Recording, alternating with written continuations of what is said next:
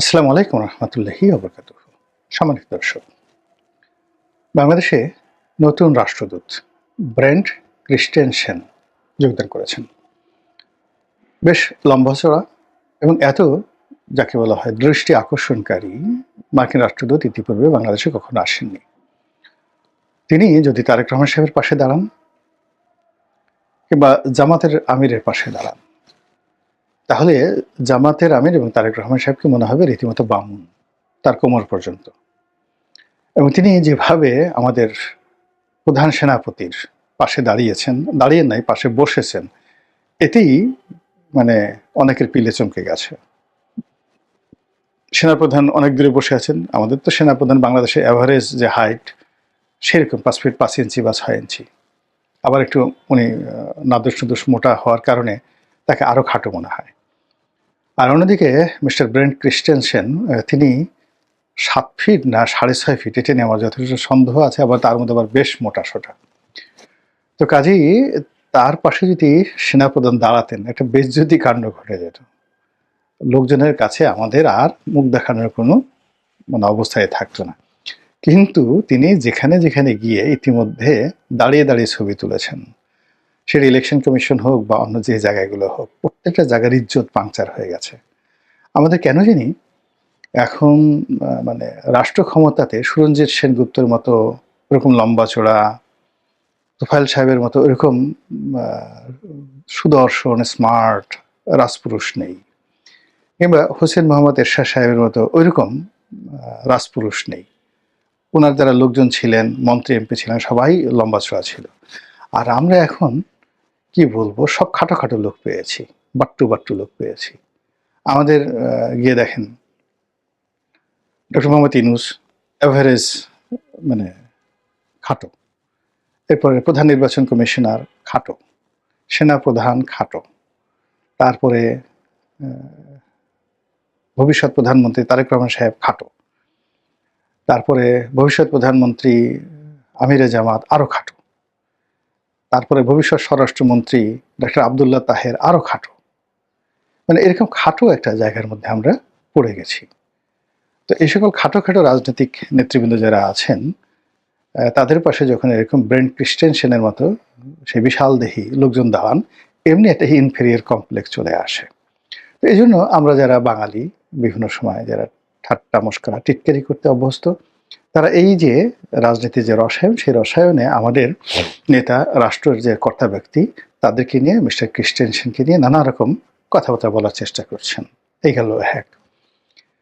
2 নম্বর হলো যে mister ব্রেন্ট Christensen তিনি সাধারণ কোনো ব্যক্তি নন। একে তো মার্কিন রাষ্ট্রদূত, তার উপর ডোনাল্ড ট্রাম্পের রাষ্ট্রদূত, তার উপর বাংলাদেশের সমস্যা, তার উপর আবার তাকে বিশেষভাবে ট্রেনিং দিয়ে বুঝিয়ে শুনিয়ে বিশেষ একটা পরিস্থিতিতে বাংলাদেশে পাঠানো হয়েছে, যখন বার্মা অ্যাক্ট বাস্তবায়ন, রোহিঙ্গাদের সঙ্গে যুদ্ধ করা, তারপরে রোহিঙ্গাদেরকে পুনর্বাসন করা, রোহিঙ্গাদের মধ্যে যুদ্ধদেহী যে গ্রুপ রয়েছে তাদেরকে দমন করা, এবং এই গ্রুপটিকে আবার মায়ানমারে নিয়ে মায়ানমার জান্তা সরকারের বিরুদ্ধে কাজ করা। যেভাবে মধ্যপ্রাচ্যে কুর্দিদেরকে ব্যবহার করানো হয়েছে, এই আমেরিকা করেছে। তাদেরকে শস্ত্র দিয়ে প্রথমে আইএসের বিরুদ্ধে যুদ্ধ করিয়েছে, তারপরে সিরিয়ান আর্মির বিরুদ্ধে যুদ্ধ করিয়েছে, তাদেরকে তুরস্কের বিরুদ্ধে যুদ্ধ করিয়েছে, ইরানের বিরুদ্ধে তাদেরকে যুদ্ধ করিয়েছে, পুরো মধ্যপ্রাচ্যকে তছনছ করে দিয়েছে কিন্তু এই কুর্দি জনগোষ্ঠী দ্বারা। দিয়ে আবার তাদেরকে ডলা দিয়ে ভিক্ষুক বানিয়ে তারা চলে আসছে। এই আমেরিকা তাদেরকে লোভ দেখিয়েছিল যে গত 100 বছর ধরে কুর্দিরা যে দাবি নিয়ে লড়াই করছিল, সেই লড়াইয়ের প্রেক্ষিতে তারা স্বপ্ন দেখেছিল বা লড়াই করছিল যে মধ্যপ্রাচ্যের একটা বিরাট অংশ, তার সঙ্গে সিরিয়া, তারপর তুরস্কের একটি বিরাট অংশ, ইরাকের একটি বিরাট অংশ এবং ইরানের একটি বিরাট অংশ, এটা মিলিয়ে একটা স্বাধীন কুর্দিস্তান দখল করার বা তৈরি করার যে স্বপ্ন তাদের মধ্যে ছিল, এবং সেই স্বপ্নটি দ্বিতীয় বিশ্বযুদ্ধের পরে জেনারেল আইসেনহাওয়ার তাদেরকে কমিটমেন্ট দিয়েছিল, কিন্তু তারা সেটা করেনি। তো যাই হোক, সেই স্বপ্নটা বাস্তবায়ন করানোর জন্য এই সময়টাতে তারা লোভ দিয়ে তাদের দ্বারা যুদ্ধ করিয়ে স্বার্থ নিয়ে তারা চলে গেছে ফুটফুস। এখন কুর্দিরা মার খাচ্ছে, সবার হাতে মার খাচ্ছে, সিরিয়ার হাতে মার খাচ্ছে, ইরাকের হাতে মার খাচ্ছে, ইরানে মার খাচ্ছে, ইরানে তো নামই নিতে পারছে না, আর তুরস্ক তারা মার খাচ্ছে। তো তদ্রুপ ওই কুর্দিদের মতো করে এখন রোহিঙ্গাদেরকে ব্যবহার করার জন্য মার্কিন যে মাস্টার প্ল্যান, সেই মাস্টার প্ল্যানের আপনি বুঝতে পারেন যে কি মাস্টার প্ল্যান, সেই মাস্টার প্ল্যান দিয়ে তারা বাংলাদেশকে ব্যস্ত রাখবে, মায়ানমারকে ব্যস্ত রাখবে, চীনকে ব্যস্ত রাখবে এবং কালাধান প্রজেক্টের ওই এলাকাতে ভারতকে ব্যস্ত রাখবে। ভারতের সেই যে সংশ্লিষ্ট এলাকা, সেই এলাকার মধ্যে রীতিমতো কান্না শুরু হয়ে গেছে। তো বোঝার চেষ্টা করি টোটাল কাজটা যার হাত দিয়ে হবে তিনি এই ব্রেন্ট ক্রিস্টেনসেন। তো কাজে তার যে উচ্চতা, এটা যেন তেন উচ্চতা না, এটা আপনাকে বুঝতে হবে। তো এখন সেই ভদ্রলোক বাংলাদেশে এসেছেন, আসার আগের থেকে আওয়াজ হচ্ছে, আর তিনি আসছেন, আর হায় মিস্টার ব্রেন্ট ক্রিস্টেনসেন, আর হায় তিনি আসছেন, হি ইজ কামিং। এবং যখন আপনি দেখবেন যে কারো আগমন নিয়ে প্রচুর যাকে বলা হয় প্রচারণা ঘটে, ধরে নেবেন তার হাত দিয়ে একটা সর্বনাশ ঘটবেই। বাংলাদেশে পিটার দিয়ে হাঁস আসার আগেও কিন্তু এরকম প্রচার চালানো হচ্ছিল যে বাংলাদেশের জন্য স্পেশালি ডিজাইন করে একজন রাষ্ট্রদূত আনা হচ্ছে। তো পিটার ডি হাঁস আনার সঙ্গে সঙ্গে কি নাম দেখেন তো, পিটার ডি হাঁস, সবাই বলে পাতি হাঁস। এবং সে যে কাজটা করে গেল বাংলাদেশে, বা এখনো যে কাজটি করছে, অকল্পনীয় না?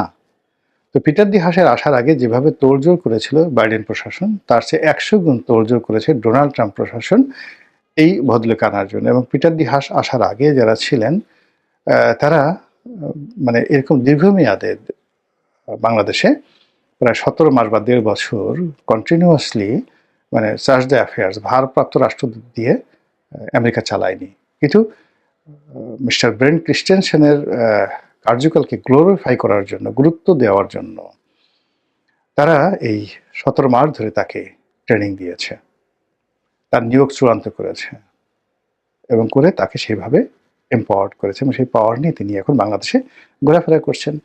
তার সেই বিশাল দেহ নিয়ে তিনি যার পাশে দাঁড়াচ্ছেন, মুহূর্তের মধ্যে সেটা ম্রিয়মাণ হয়ে যাচ্ছে। যেখানে যাচ্ছেন সেই জায়গার সর্বনাশ ঘটে যাচ্ছে, সেখানে একটা আতঙ্ক তৈরি হচ্ছে, একটা বিতর্ক তৈরি হচ্ছে। কেন, কি কারণে নির্বাচন হয়ে যাবে, এখন সব কিছু হচ্ছে, কেন এরকম হবে, এই জিনিসগুলো নিয়ে আলোচনা হচ্ছে।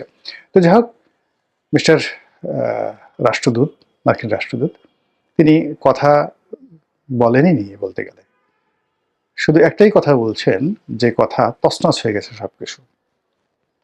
তাকে নিয়ে ঘুসঘুস কুসকুস ফুসফুস করার কোনো অবকাশ তিনি রাখেননি।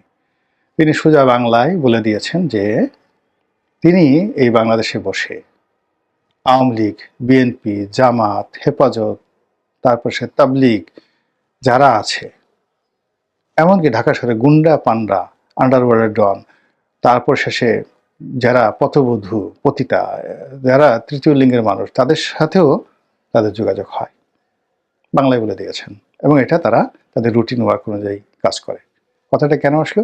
কেউ কেউ বলার চেষ্টা করছিল যে আওয়ামী লীগের সঙ্গে তাদের একটা যোগাযোগ আছে। তো তিনি কোনো নাম মেনশন না করে তিনি বলছেন শুধু আওয়ামী লীগ না, বাকি সবার সাথে তাদের যোগাযোগ আছে।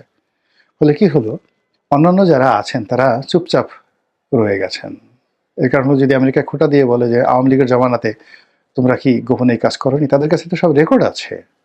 ফলে পুরো রাজনৈতিক অঙ্গন তার এক বক্তব্যে চুপচাপ হয়ে গেছে। তা বোঝার চেষ্টা করুন যে তিনি কি কথা শিখে এসেছেন।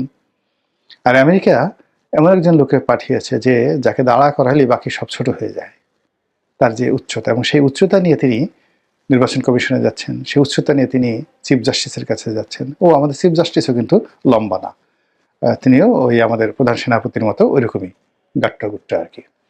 তো যার জন্য যেখানে যেখানে যাচ্ছেন, যারা বুদ্ধিমান তারা মানে চেয়ারে বসে ওনার সাথে ছবি তুলছেন। আর যারা এই সতর্কতাটুকু অবলম্বন করতে পারেনি, যারা দাঁড়িয়ে ছবি তুলতে গেছেন, তাদের সবারই কিন্তু ইজ্জতহানি ঘটে গেছে ইতিমধ্যে। এখন এই যে মিস্টার রাষ্ট্রদূত, তিনি যে দৌড়াদৌড়ি করছেন এই নির্বাচনের এই সময়টাতে, যখন সবাই ধরেই নিয়েছে এখানে 90% বিএনপি ক্ষমতা আসবে, 10% জামাত ক্ষমতা আসবে। তো এই অবস্থায় তিনি সবার সাথে যোগাযোগ করছেন। ইট মিনস তিনি কাউকে এভাবে নম্বর দিচ্ছেন না।